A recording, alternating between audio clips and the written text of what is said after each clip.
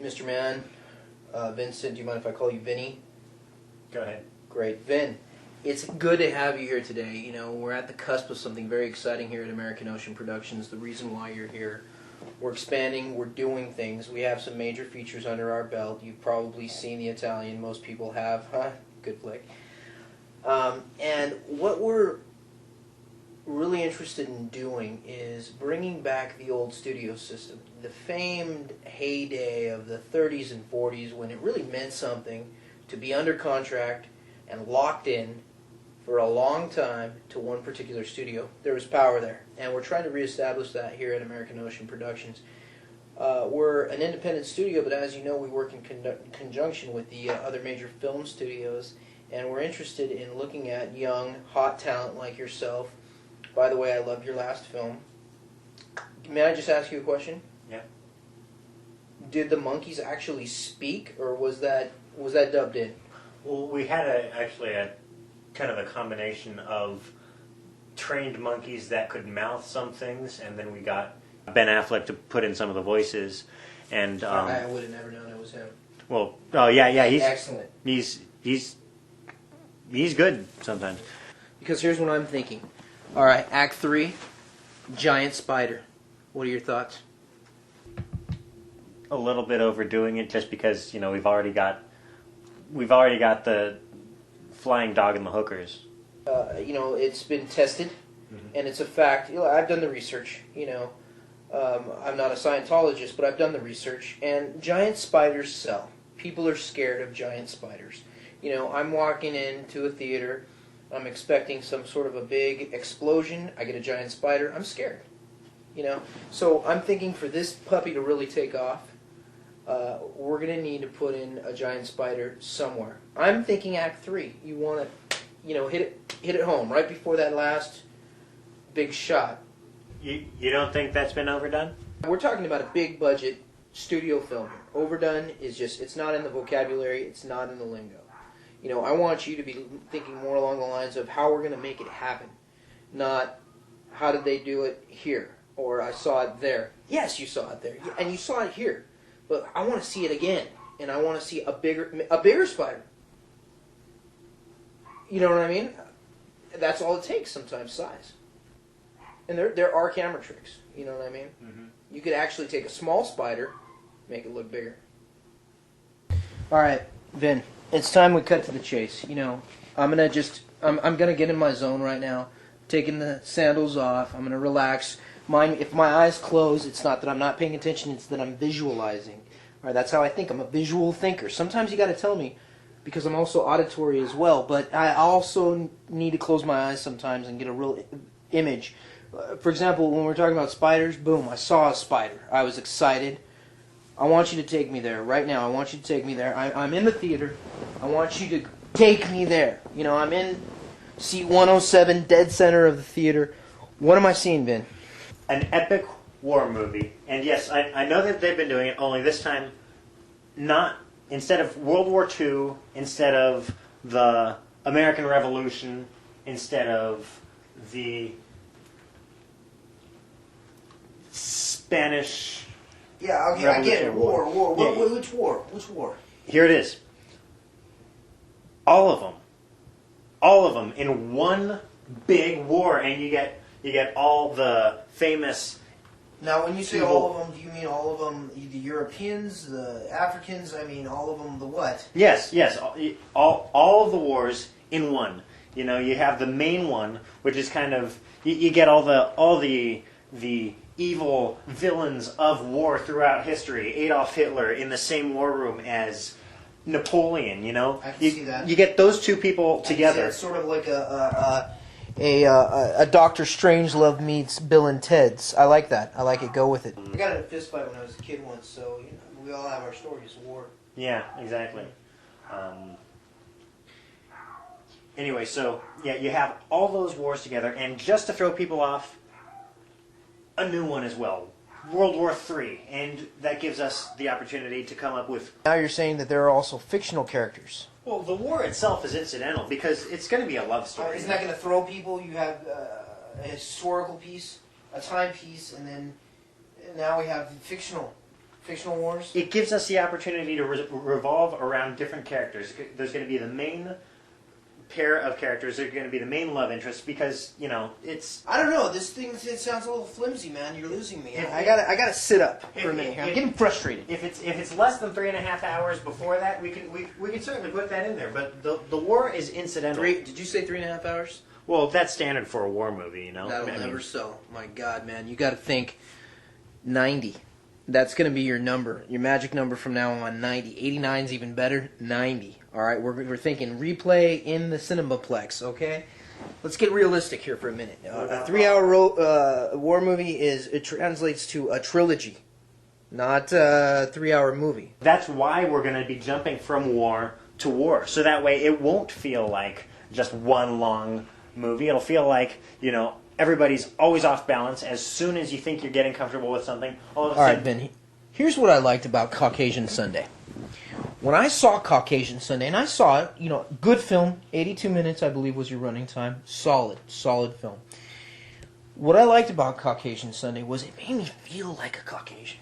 You know, I had the experience. I knew the lingo. I knew the walk. I had the mentality. I was able to walk out of that theater and say, man, I feel like a Caucasian, you know?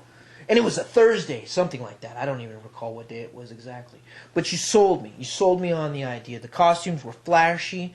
The editing, real choppy. I like that. Very much like a Britney Spears video. It was exciting. It looked like I was watching a Britney Spears video in France. I was right there. That's what I want to see. You know what I mean? And the thing is that I thought, this has got appeal. You know, we're talking, it had the romance. It had the action. The romance. It was a good movie, and by romance I mean all that nudity. Exciting. You don't get a lot of that right now in the post-Clinton era, and that's fine. You know, I want to see that. I want that visceral experience. You know, that's what American Ocean Productions is all about, with the exception of our Legoland version of Phantom of the Opera. So, okay, here's the big one. I was saving it for DreamWorks, but I'm gonna give it to you. Picture this. Okay. Fraggle Rock meets Star Wars. And the main character is a hamster. And, and it's a musical. Main character's a hamster puppet? No. The main character is going to be a real hamster. You know, everybody else is going to be puppets. They're going to be kind of, you know, Muppet sort of, you know, hang on here sort of things. But the hamster is going to be more in depth. The hamster is going to bring audiences to tears. It's going to be a dramatic role. You know, not too dramatic. You know, it's going to be funny. You know, we're gonna give the audiences, you know, something to really latch onto. But he's going to have moments where you just realize that I feel more for this hamster than I ever did for my dying grandma. I love it. It's genius. And it's alive? Can you do that with a live hamster? You can do that with pretty much anything. I mean, CG, animal training. We've made leaps and bounds with animal psychology. You know, I mean, you know, we used to think that, you know, it stopped at getting parrots to repeat phrases. May I ask a question? It's a cross between Fraggle Rock and Star Wars. Musical? Musical. That it wouldn't work otherwise, I don't think. Is there a giant spider? What Did do you you see think? Captain EO? That was a musical. That was a cross between Michael Jackson and Star Wars. Act 3, giant spider, woman. It's a formula, man, and I'm excited about this project. Whew, wow. What will we call it? Fur Blasters. Once again? Fur Blasters. Fur Blasters. And that brings me back to the weapon that I didn't get to. The main character, he has a weapon, and it's also a flute. Okay. He plays it, And it's a magic flute. yes, and he can use it to either play music or kill people. How do people die from the flute? This is the hamster playing the flute. Yes, I mean, you know, you got the sort of thing, you know. We have this incredible CGI department. What I'm thinking is you get the hamster in. I don't know, maybe we'll super glue the flute to its little paws or whatever it is that. Yeah, They're rodents, right? I don't know if they're part of the marsupial family or what. I really wasn't very good at biology. We get the flute in there, and what it is we'll have some sort of a mist come up. We'll CGI all of that, and we'll transform that mist into light. I can see that.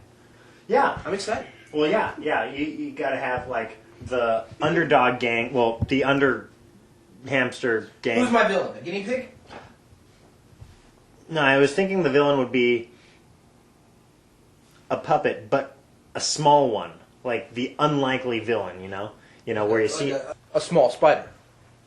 We could work it that way. Just something very From outer space. well, yes, but non-threatening looking. That Charlotte's way, Web. the idea is that it walks into a room and it looks so harmless that when everybody stops talking and suddenly stands at attention, you think, if this gets that reaction, he must be badass, you know? To be like fluffy and cute, and you just want to take it home with you, and don't even get me starting on the merchandise. And what I'm thinking right now in my head as I'm seeing this, and I'm seeing the hamster, and I'm seeing his devastating flute weapon, I'm thinking about my cat, and I'm thinking, I gotta get my cat in there as the sidekick, as the rebel thing, you know, that somehow meets the hamster instead of having some sort of animosity. The cat leads the hamster in its crusade, maybe by showing it how to relax. Look at my cat. And good, but not That's too acting, good. man. Yes. Yes, I mean, I take a lot of cues from that cat. we're not going to be able to use any cat but this one. I mean, I'm glad you're willing to admit that. It's uncanny, is what it is. I mean, Well, I'm excited. I'm excited right now. is there such a thing? Is there a script? Is there a script? No, we'll worry about that later. There's a It's a treatment and that's it. concept. Do I have? It's written on paragraph? paper. It's written on a paper plate. Are there such things as contact lenses for cats? The cat is perfect. He's got except He's got for the contact eyes. lenses on right now. What are his? I mean, that's not his natural color. Oh, really? Green. You can do No. that. Yeah, you could do that. Sure. Oh. Sure. He's got blue. Sometimes that guy has fur. It depends. St. Patrick's Day, green. You know, and he's down with it. He doesn't really mind. Looks like an Irish cat. Come to think He of it. doesn't complain. Yeah. Well, that. You, Looks like an Irish cat.